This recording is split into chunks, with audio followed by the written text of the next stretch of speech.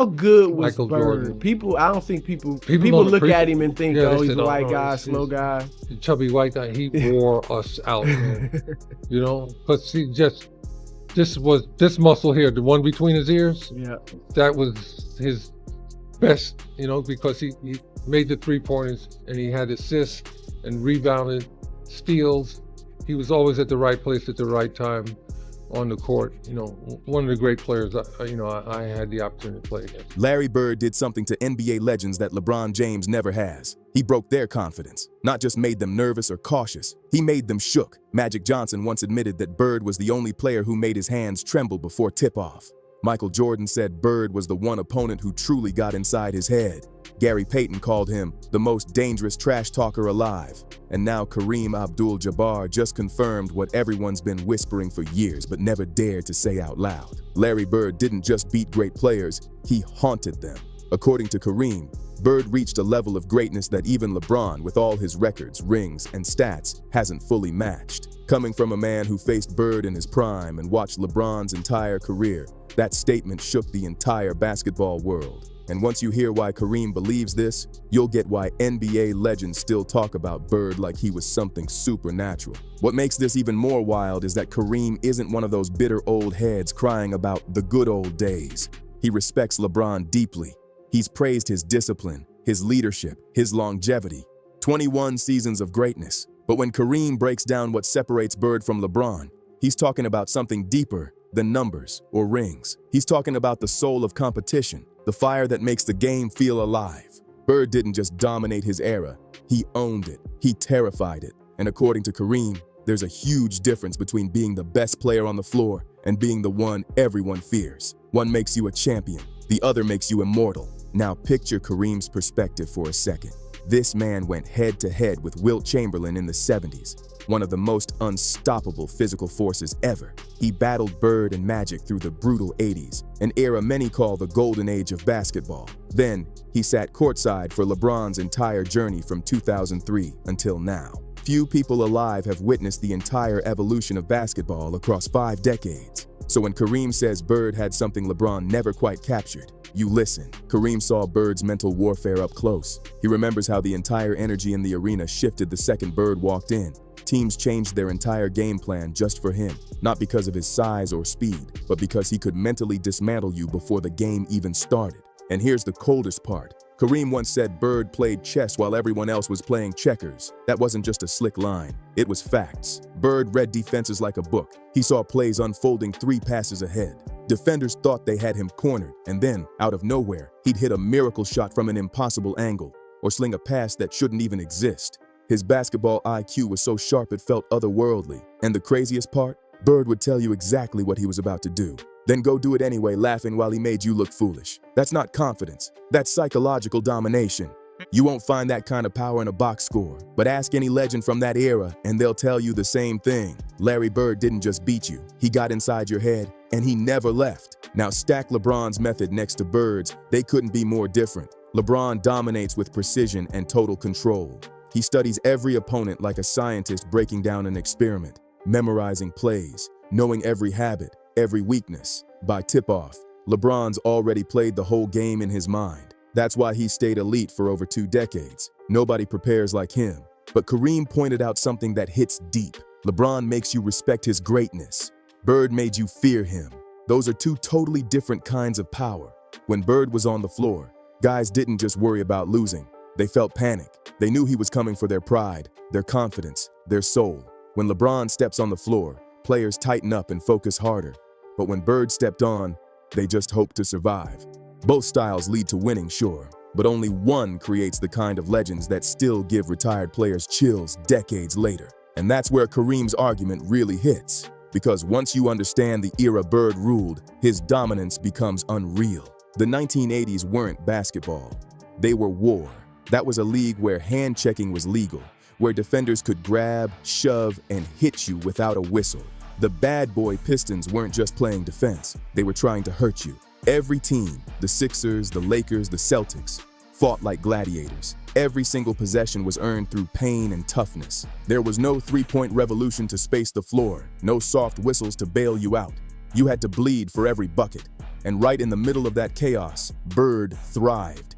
He'd get knocked down by Detroit, take elbows from Philly, and show up the next night like nothing happened, dropping 30 with that same deadly jumper like he'd never been touched. Kareem remembers those wars vividly because he was in them. He saw Bird take punishment that would have ended careers today. We're talking chronic back issues, nerve pain, a body that was breaking down. And still, Bird refused to quit. No load management, no skipping back-to-backs, just pure toughness and pride. He played nearly 38 minutes a night for an entire decade, like his mind refused to let his body surrender. And the numbers, they don't lie. They scream greatness. From 1984 to 1986, Bird averaged 26 points, 10 rebounds, and 6 assists, while shooting almost 50% from the field and a ridiculous 40% from deep. During an era when the three-pointer wasn't even a major weapon, 3 straight MVPs, 3 championships in 5 years, all while battling rosters stacked with Hall of Famers. Magic and Kareem's Lakers, Dr. J's Sixers, Isaiah's Pistons. Bird was dominating in the toughest environment imaginable. Now flip the timeline. Enter LeBron's world in 2003. By then, basketball had transformed. The game had gone global, polished, and more corporate. Most importantly, the rules changed to protect stars and boost offense. In 2004, hand-checking was banned, and defensive 3 seconds became a strict call. Overnight, driving lanes opened up, and defenders were suddenly punished for even touching elite scorers. The league evolved, less brutal, more beautiful, built to highlight athleticism, speed, and scoring flair. And Kareem's not blaming LeBron for that. He actually admires how perfectly LeBron's game fits this new world. His mix of size, speed, and strength became completely unstoppable once physical defense was outlawed. But here's where Kareem's point gets deep. LeBron's insane longevity, his ability to stay elite into his 40s, it's not just about being superhuman, it's also about the era's system. Today's stars have access to science and support Bird could only dream of. Nutrition plans, personalized recovery tech, sleep tracking, hyperbaric chambers, injury prevention, entire teams dedicated to keeping one guy healthy. Back then, Bird was getting ice packs and painkillers.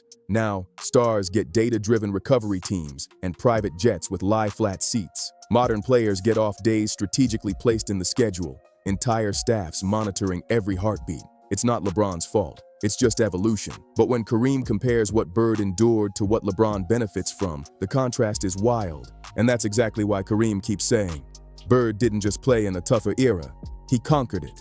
Larry Bird played in an era that was pure grit.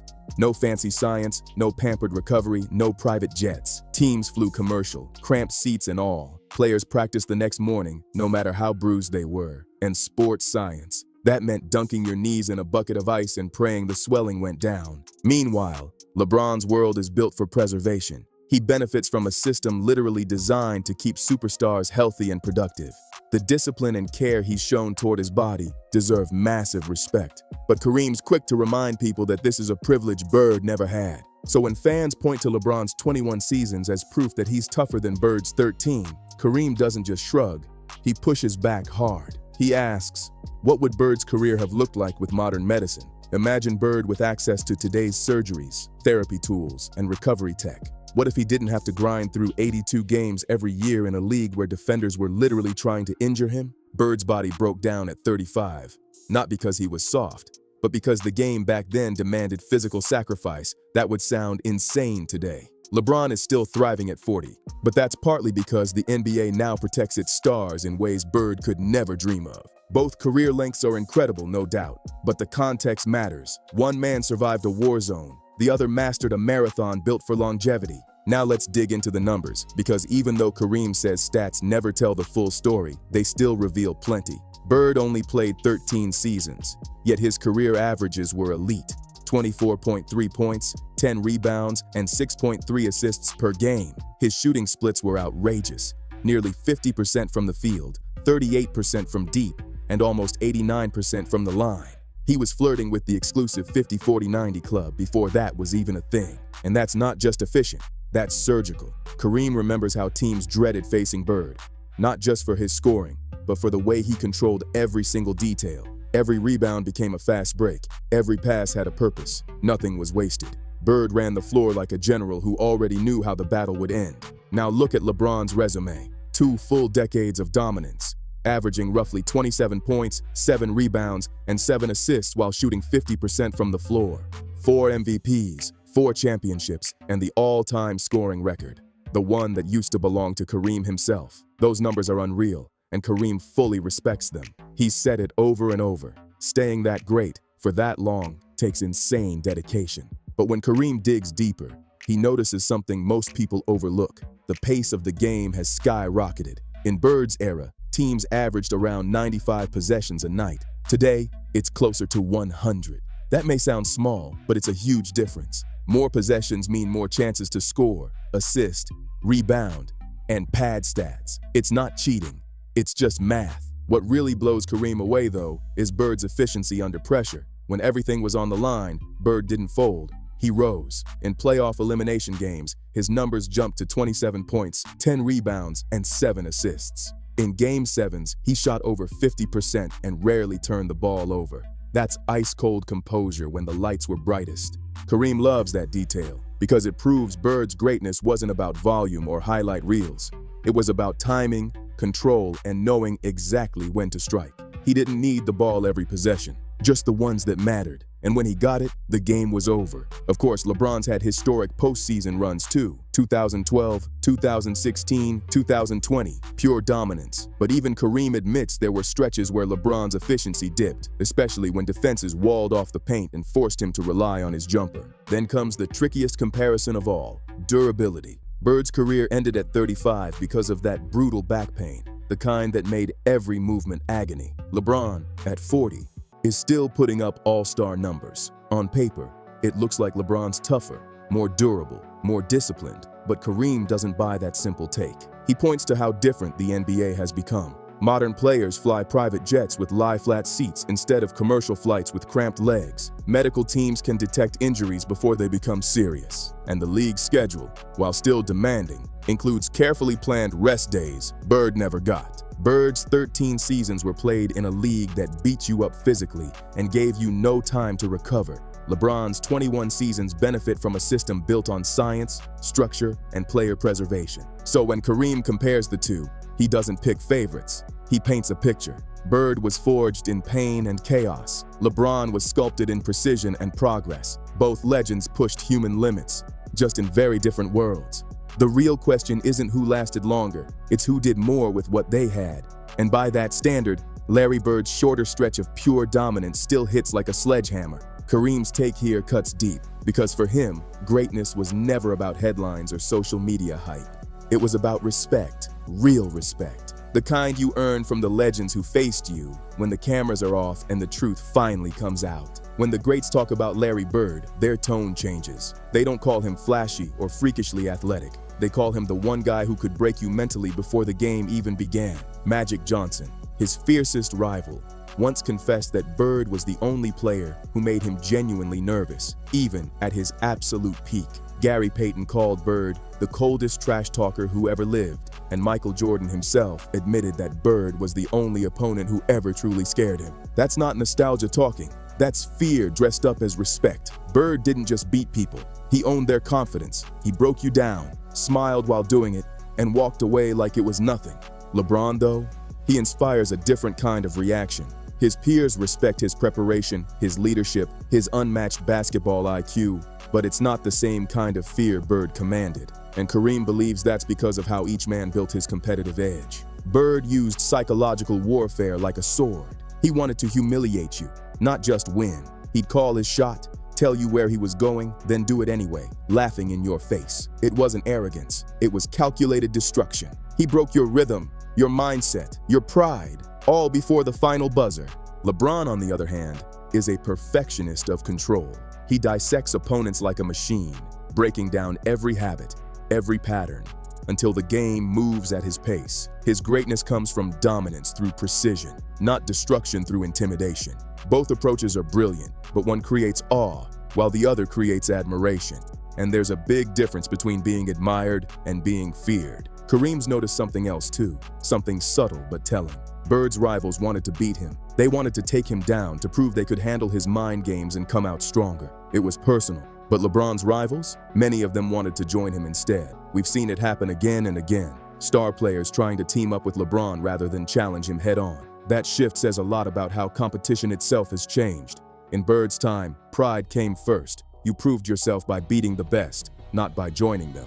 But in LeBron's era, it's all about the rings. Championships became the only currency that mattered, even if it meant teaming up with your supposed rivals to get them. Kareem doesn't say one way is better, just that they represent two completely different philosophies of greatness. And then there's the emotional bond, the connection between player and city.